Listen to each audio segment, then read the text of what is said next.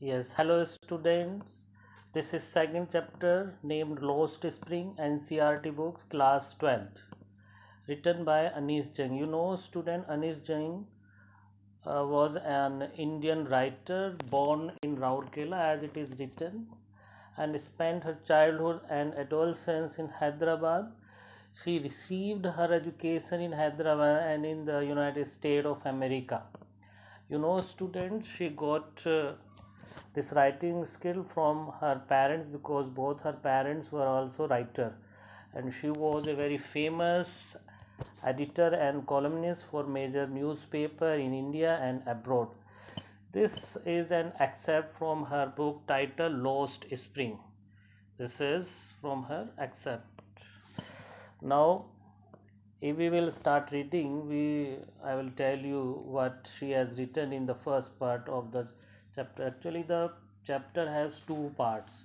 First part is dedicated to the rag picker and second part is dedicated to the bengal makers. तो students इस chapter के दो parts हैं. पहला part rag पीकर्स को dedicate है और सेकंड पार्ट बंगाल मेकर्स को. So let us start first part. First quote it is, sometimes I find a rupee in the garbage. The first part has been given this title. This is a quote that one rag picker told her on asking a question, why do you do this? अभी question पूछ रही है कि ऐसा क्यों करते हो एक रैग पिकर से. रैग पिकर्स का नाम साहेब है. whom I means the writer Anis Jung, I encounter every morning scourging for gold in the garbage dumps of my neighborhood. Anis Jung writer हर एक सुबह एक लड़के रैग पिकर जिसका नाम साहेब है उससे मिलती है और वो उसके आस पड़ोस में गार्बेज डंप में कुछ ढूंढता रहता है. स्क्रोजिंग माने कुछ ढूंढता रहता है. Saheb left his home long ago. Saheb ने अपना घर बहुत पहले छोड़ दिया था. उनका घर set amidst the green fields of Dhaka. Dhaka देश that is the capital of Bangladesh. वहाँ के ग्रीन फील्ड्स के बीच में उनका घर था. His home is not even a distant memory. लेकिन अब वो एक मेमोरी में भी नहीं है उनका घर. मतलब वो उनके अपने घर को वो याद भी नहीं करते हैं कि कभी वो ढाका में उनका घर था ग्रीन फील्ड्स के बीच में, क्योंकि there were many storms that swept away their fields and homes. Generally every year Dhaka में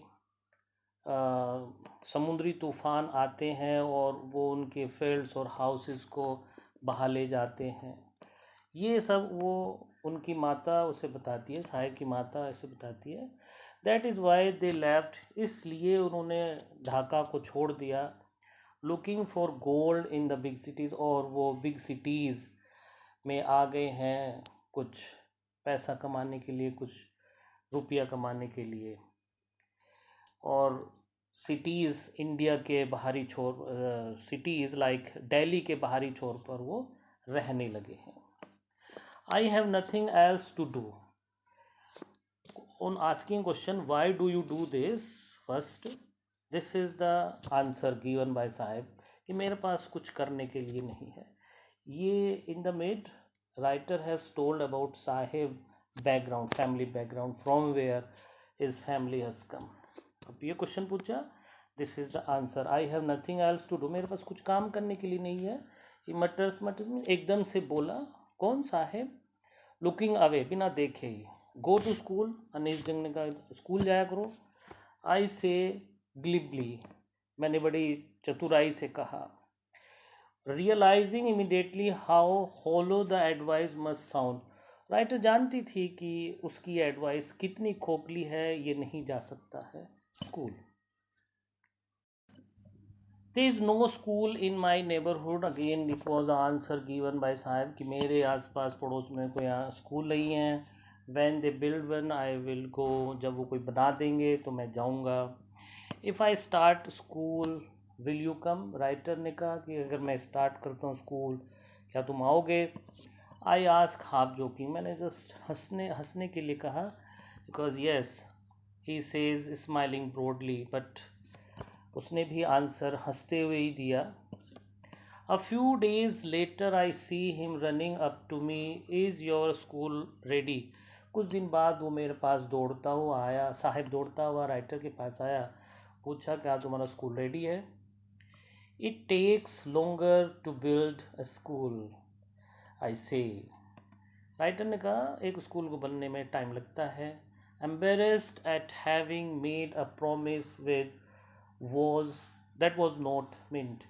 मैं बड़ी ही शर्मिंदा थी एक ऐसे प्रॉमिस के लिए जो फुलफिल नहीं होने वाला था।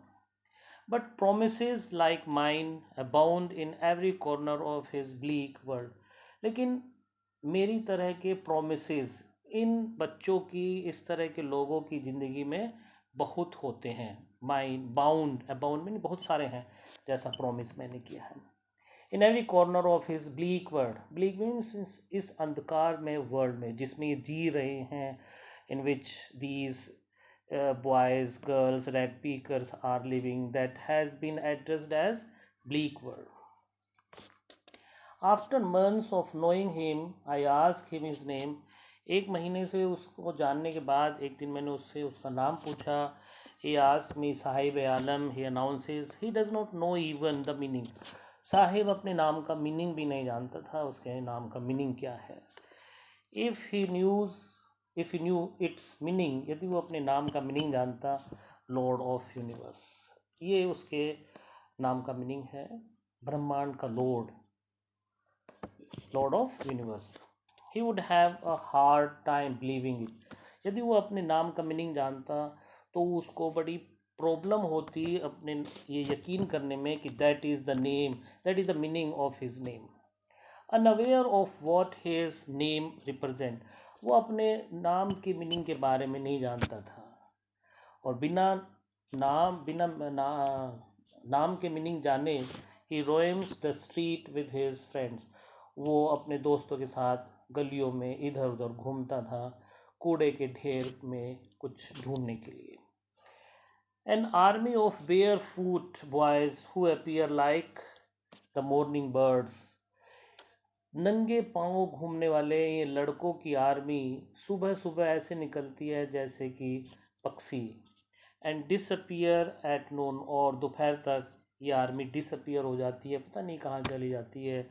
Over the months I have come to recognise each of them, लेकिन एक मंथ के बाद मैं हर एक को उस आर्मी, एक बच्चों की एक आर्मी में जितने बहुत सारे बच्चे थे उसमें हर एक को मैं रिकॉग्नाइज कर सकता।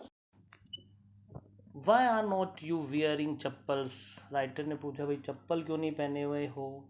माई mother did not bring them down from the shelf, मेरी मदर ने उनको अलमारी से उतार कर नहीं दिया है, आंसर दिया simple. Even if she did he will throw them off ads another, दूसरे ने कहा यदि वो उतारती भी है तो हम उसे फेंक देंगे, चप्पल नहीं पहनेंगे।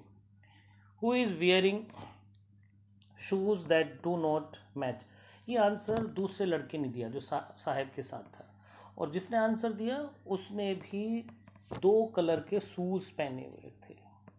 When I comment on it, और जब राइटर ने उसके शूज़ पर कमेंट किया, he shuffles his feet and says nothing.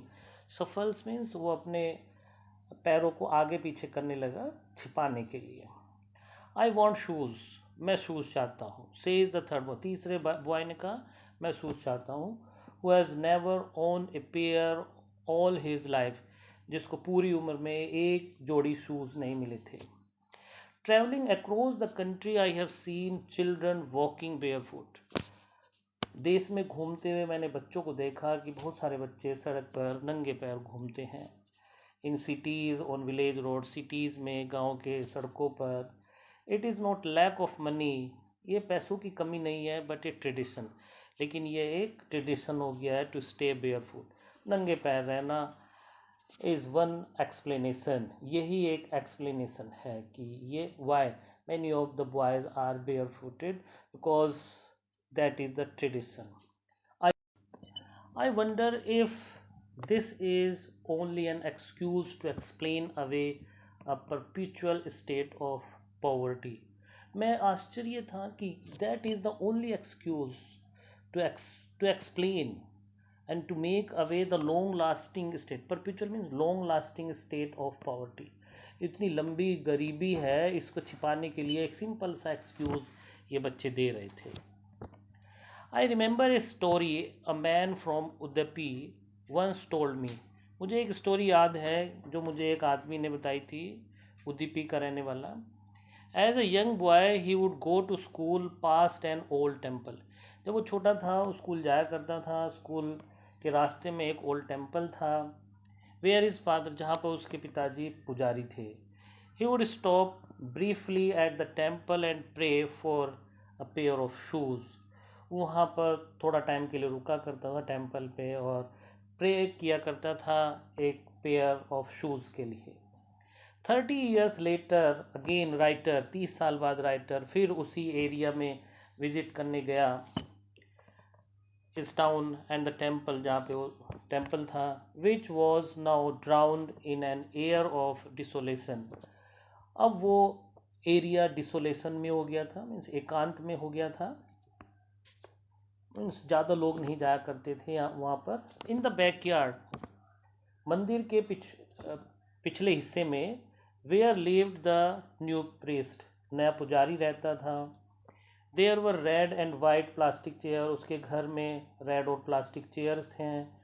A young boy dressed, एक छोटा बच्चा dressed in grey uniform, grey uniform में, स्कूल की यूनिफॉर्म में, वेयरिंग सॉक्स एंड शूज़, जूते एंड सॉक्स पहने हुए हैं. अराइव्ड पेंटिंग, हाफता हुआ दौड़ता हुआ आता है. Through his school bag on A folding bed, एक फोल्डिंग बैग पे अपना बैग फेंक देता है.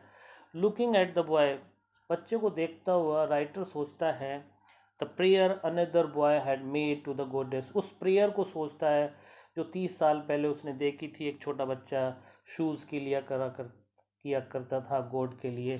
और फाइनली गॉड ने उसकी प्रेयर को ग्रांट करके उसको शूज़ भी दे दिए थे. और उसमें उसने ये कहा था कि वो कभी भी अपने शूज़ को लूज नहीं. Here the writer is telling us the social status of the people. The changes has come. Before 30 years, that was the social status of the people, that people had hardly a pair of shoes. But after 30 years, even a priest can manage to purchase school shoes, school uniform to his kids. This is writer is telling us in this paragraph. I remember the goddess had granted his prayer. Young boys like the son of the priest now wore shoes, but many other. लेकिन अभी भी, yes, that is a fact, that ये एक fact है कि the social status, economic status of the Indian people has raised, but still there are many rag pickers, boys and girls who are barefooted, and still a pair of shoes is a matter of luxury for them.